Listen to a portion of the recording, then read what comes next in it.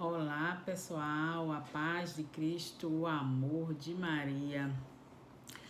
Quase acabando, né, o mês de junho, encerrando o ciclo junino, um mês assim de muitos festejos, né, de muita alegria, muito colorido, muita comida boa. Eu tô aqui pra gente conversar um pouco, né, sobre as nossas vidas, né, pra gente aprender juntos, porque eu tenho aprendido muito aqui com vocês, né? Com cada comentário, eu tenho aprendido muito.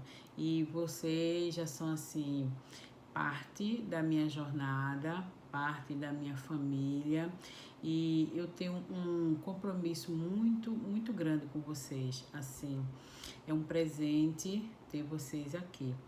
E eu quero que vocês saibam que o que eu digo aqui é coisa que eu li, que eu coloquei em prática na minha vida, que deu certo, é algo que eu vivenciei e assim, deu certo para mim e eu quero que dê certo para você também. Eu jamais vou vir aqui dizer algo que não seja uma verdade, certo? Apesar de que a verdade, o que é verdade para um, pode não ser verdade para outro. Mas assim, eu quero que você entenda que o que eu conto aqui é o que deu certo para mim. E eu quero muito que dê certo para você também. Então, aí você me fala aí um pouquinho da sua história, eu falo da minha, e a gente vai trocando experiências, né? E vai deixando o caminho, né, mais fácil, né? A gente vai trocando vivências e a vida vai ficando mais leve, mais suave, porque acredito que alguns de vocês que estão aqui, como eu, também tem um chamado para curar vidas, né? Para curar pessoas. Não é por acaso que você passou pelo que você passou ou que você ainda esteja passando. Não é por acaso.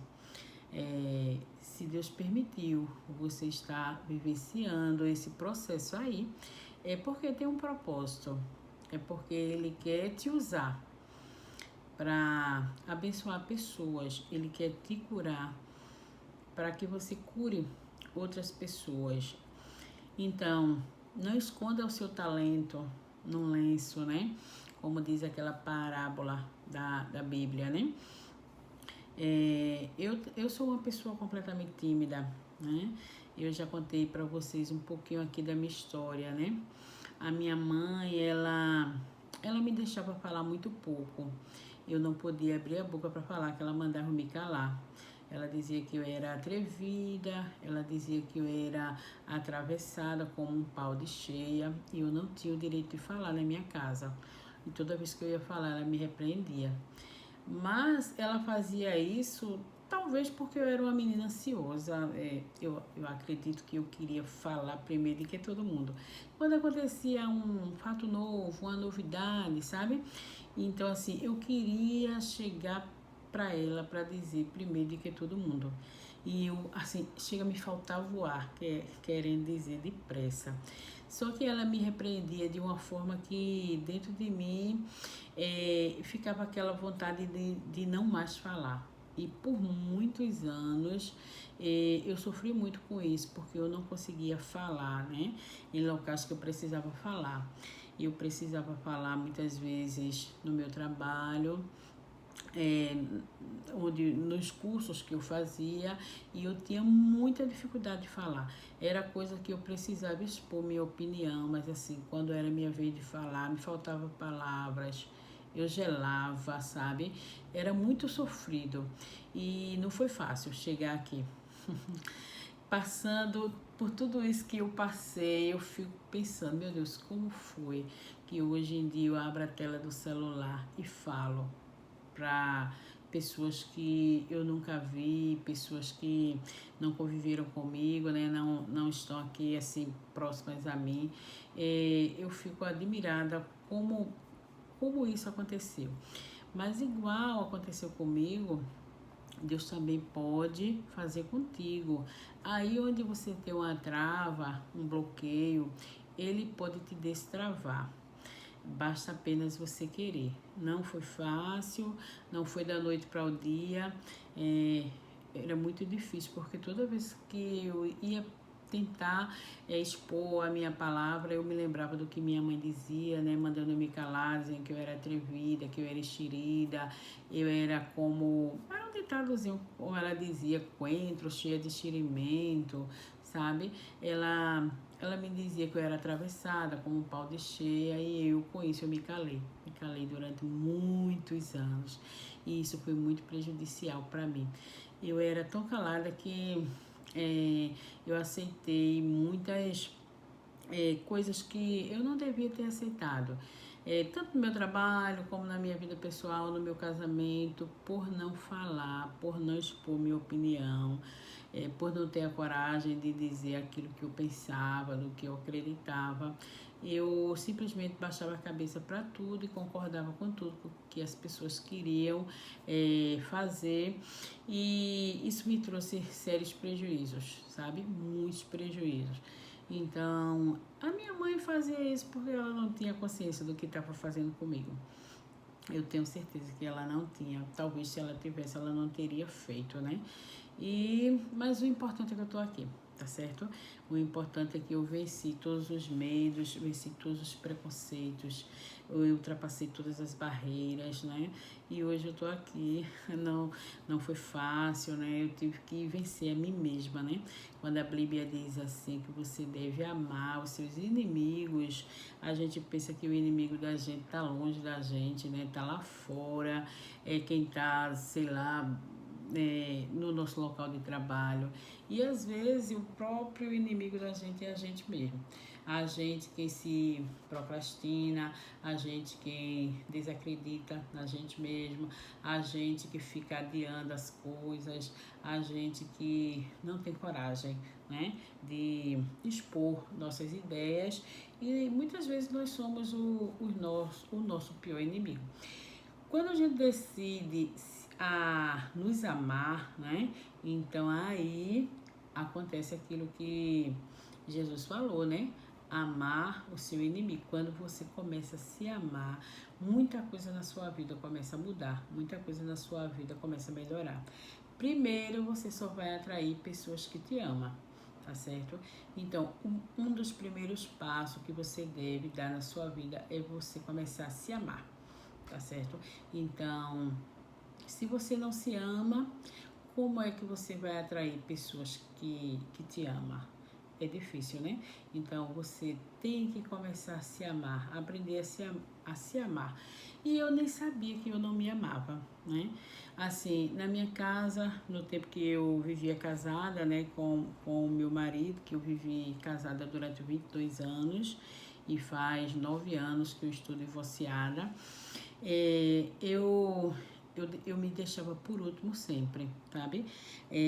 Às vezes eu ia comprar uma roupa, por exemplo, e se o dinheiro não desse para comprar para mim e para ele, eu deixava de comprar para mim e comprava para ele. Então, assim, porque eu pensava que se eu comprasse para mim, eu estava sendo uma pessoa egoísta. Mesmo o dinheiro sendo meu, eu pensava que eu estava sendo egoísta. Hoje eu tenho outra leitura de mundo, né? Hoje eu sei que eu preciso cuidar de mim. Então, se eu não cuidar de mim, eu não vou ficar bem para cuidar do outro, sabe? Hoje eu cuido primeiro de mim, para depois cuidar do meu filho, para depois cuidar da minha filha, para depois cuidar do meu próximo. Até porque Jesus disse: amar o próximo como a ti mesmo. Então, é outra leitura de mundo. Depois que você entende isso, o amor próprio, o auto-amor, tudo na tua vida começa a mudar. Então, é muito importante você amanhecer o dia dizendo a primeira frase do dia, depois de você falar com Deus, né? Agradecer a Ele por mais um dia, pela sua saúde, pela sua família, pelo que você quiser agradecer, pelas suas finanças, por qualquer outro motivo, né, que você queira agradecer a Deus. É muito importante você dirigir a primeira palavra para você. E é muito bom fazer isso diante do espelho. É uma prática tão simples que a gente às vezes pensa que não funciona. É muito, muito, muito importante você olhar para o espelho e dizer: eu te amo. Então, durante o dia, vai acontecer muitas coisas que você vai perceber que você tomou a decisão certa porque você se amou.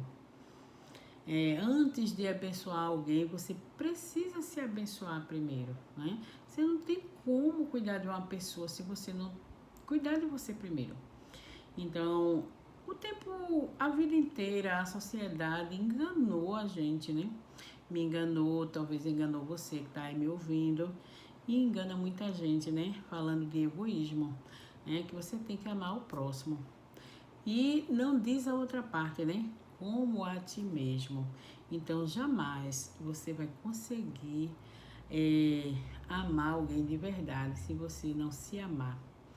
Você precisa se amar, você precisa se cuidar. Hoje mesmo eu estava assim, com pouca disposição de cuidar da minha unha, que ela estava com esmalte antigo já, descascando. Aí depois eu me lembrei, não, eu não posso perder tempo, eu tenho que cuidar de mim.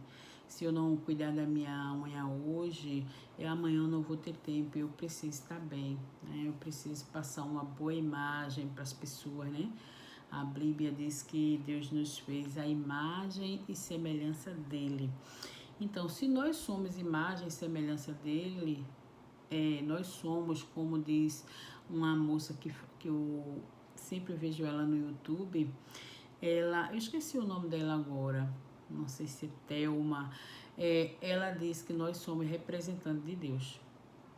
Então, assim, se você é filho de Deus, então você tem que realmente representar Ele, né? Se você anda todo maltratado, é como se você não tivesse Deus, sabe?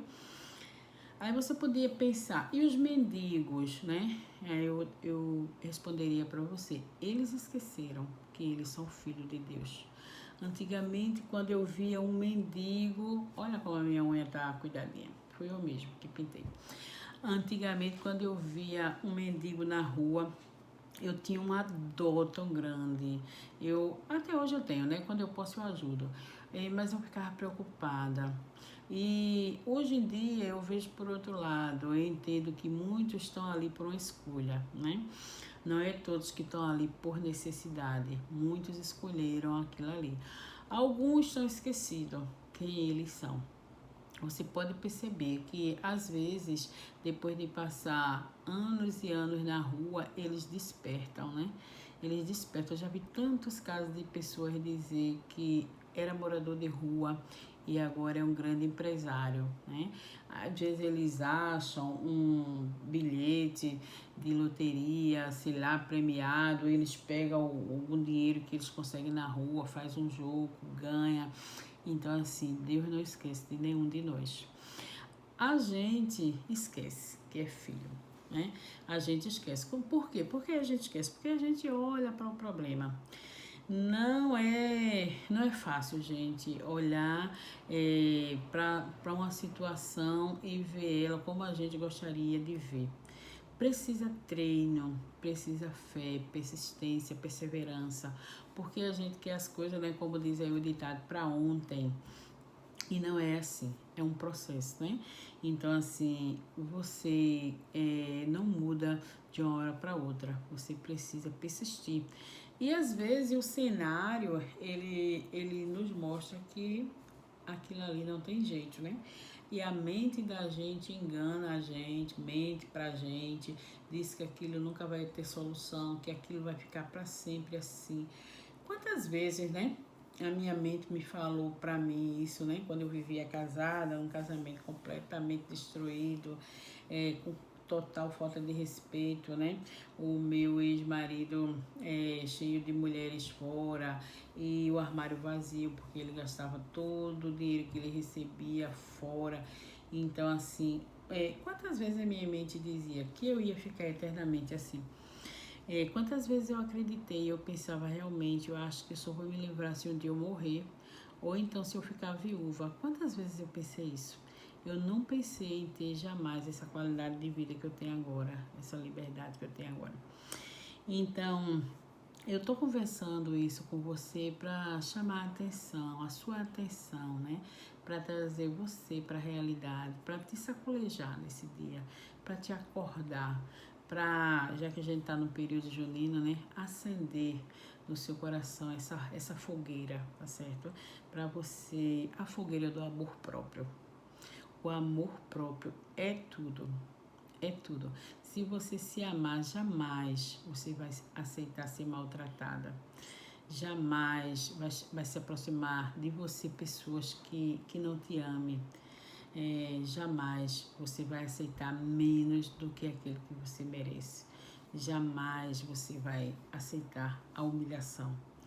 Então, quando uma pessoa humilha a gente, é falta de amor próprio. Ela está humilhando porque a gente atraiu ela para a nossa vida, né? A gente não está se amando. Então, por isso, ela está mostrando para a gente como é que a gente está se tratando.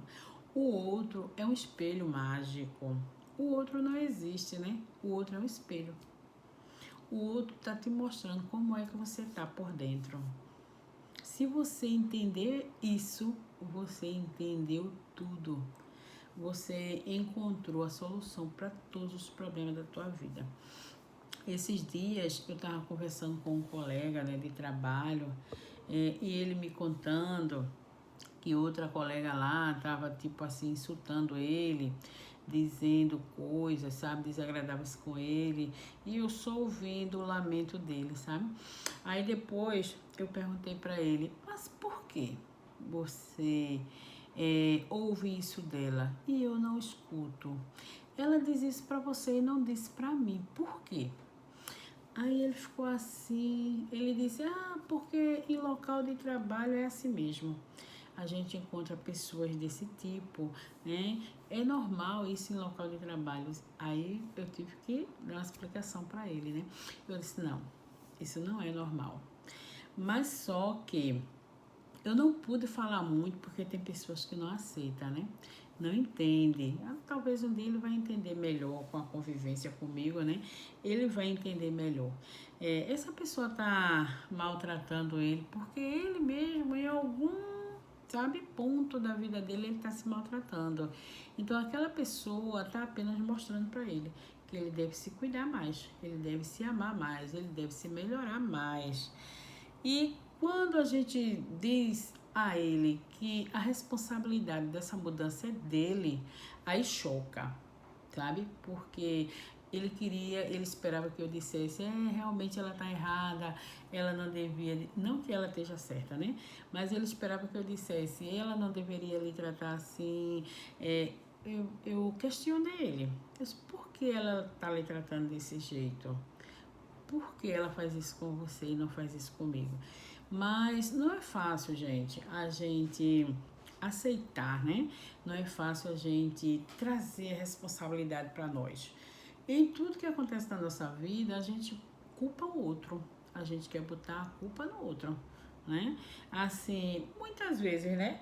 Como eu comecei aqui o vídeo dizendo a vocês que eu era uma pessoa muito calada, eu não usava a minha palavra, porque a minha mãe me mandava me calar quando eu era criança. E quantos anos eu passei, né? Com isso no meu pensamento, dizendo para mim mesma, eu sou calada por causa da minha mãe, que mandava me calar. Mas aí, quando eu assumi a responsabilidade pela minha vida, ela mandava eu me calar naquele tempo, mas agora ela não manda mais. E aí, por que é que eu não falo agora? Tá entendendo? Eu vou ficar nessa, vou viver do passado, né? Eu sei lá porque é que ela mandava me calar, foi a educação que ela recebeu, talvez a minha avó, né, a mãe dela, fazia isso com ela. Quem sou eu para julgar? Mas o importante é que eu cresci, eu tenho voz, eu tenho boca, então por que é que eu agora não falo? Tá entendendo? É você trazer para sua responsabilidade. Aí quando a gente diz, se disser assim, olha, o outro tá te tratando assim porque você precisa se melhorar. Aí a gente pode chocar, sabe? A gente pode chocar alguém. Então, não é fácil a gente tocar, né, na ferida do outro, mas para nós que somos já uma família, uma comunidade, que entendemos que a solução para todos os problemas da nossa vida está dentro de nós, isso fica fácil a gente entender, né? Se aquela moça no trabalho tá sempre querendo alfinetar ele precisa se melhorar em algum ponto, porque não tem lógica, não tem, cientificamente é comprovado que ela não entra no nível de frequência dele se ele estiver bem, certo? Se essa moça está numa frequência baixa, né, alfinetando ele está sentindo as alfinetadas, né, as indiretas dela, porque ele está aqui na mesma frequência dela. Então, é por isso, ó, ele se encontrando. Aí, se ele, né, no caso ele, se ele se melhorar um pouquinho mais, eles se encontram? Jamais, né? Ela tá aqui embaixo, ele aqui em cima, não tem como se encontrar. Aí ela esquece ele, sai do campo vibracional dele e ele vai ver ela com outros olhos, ela talvez vai procurar outra pessoa para alfinetar, mas assim, por que está acontecendo? Porque ele está no campo vibracional dela. Ele precisa vibrar em outro nível para poder sair da frequência dela. Então, ele precisa assumir as rédeas da vida dele, ele precisa ser o autor da história dele, né? Ele precisa mudar isso, porque ela não vai mudar, né? É como eu no tempo que vivia casada e vivia angustiada, vivia aperreada, porque meu marido não me respeitava, porque ele arranjava mulher fora, porque eu não podia pegar no celular dele, e muitas vezes vi ele atendendo ligação assim de outras pessoas na minha frente, sabe? E era tanta coisa, e eu ficava esperando ele mudar. Eu passei 22 anos casada, ele nunca mudou, entendeu? Aí tudo mudou quando? Quando eu mudei. Quando eu mudei. A família dele, todo mundo me odiava, porque ele dizia lá que eu era braba, eu era uma mulher jararaca, eu era, sabe, ciumenta. E, logicamente, a família acreditava nele, né? Não, ele não dizia que ele arranjava mulher fora, paquerava outra mulher na minha frente. Ele não contava isso para ninguém lá. Então, logicamente, a família dele acreditava nele, né? E eu tinha tanto, eu não tinha raiva ou mágoa, não. Eu acho que eu tinha ódio, viu, gente? Eu não gosto nem dessa palavra, que hoje em dia eu não uso mais algumas palavras, né? Mas naquele tempo eu desejava tanta coisa. Eu acho que eu desejava, eu me lembro que eu queria que uma bomba explodisse lá naquela casa e destruísse todo mundo. Eu pensava. Muitas vezes eu falava isso, mas depois, quando eu comecei a ver eles com outros olhos, hoje em dia eu falo com as minhas ex-cunhadas, né? Elas fazem chamada de vídeo pra mim.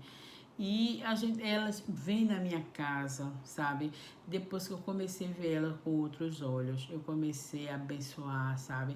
Eu comecei a dizer, elas tinham razão de acreditar no que ele falava, porque entre ele e eu, elas tinham que dar ouvidos à voz dele, porque ele que era o irmão, eu era a cunhada, né? Apesar de que se eu estivesse no lugar delas, né, com o entendimento que eu tenho, eu ia questionar, será que ele está certo? Será que ele está errado? Eu ia me fazer essa pergunta, mas geralmente a pessoa no calor das emoções quer defender o irmão, né? Se fosse um irmão meu, eu poderia até dizer para ele, olha, eu tô do teu lado, mas você tá errado. Mas assim, elas não tinham esse nível de consciência, né? E elas ficavam do lado dele, né? E tá tudo bem. Hoje em dia, agora há pouco eu acabei de falar com uma chamada de vídeo, a semana passada, a outra veio aqui na minha casa. Então assim, mas tudo mudou por quê? Porque eu mudei primeiro. Eu comecei a ver elas com outros olhos, sabe? Eu comecei a abençoar elas em vez de amaldiçoar. Eu comecei a entender o ponto de vista delas. E hoje em dia a gente tem uma amizade boa, sabe? A gente se respeita muito, eu sou grata a elas por tudo que elas fizeram, né? Que eu saía para trabalhar, para estudar, ficava com meus filhos pequenos, eu devo muito a elas. Então, tudo depende de nós, não é? Nunca do outro. É preciso a gente ser responsável pelas nossas vidas e é preciso a gente nos amar, porque só o amor é capaz de curar, sabe? As feridas que existem na nossa alma. Então, o meu desejo hoje é que você se ame. Se ame com toda a sua força.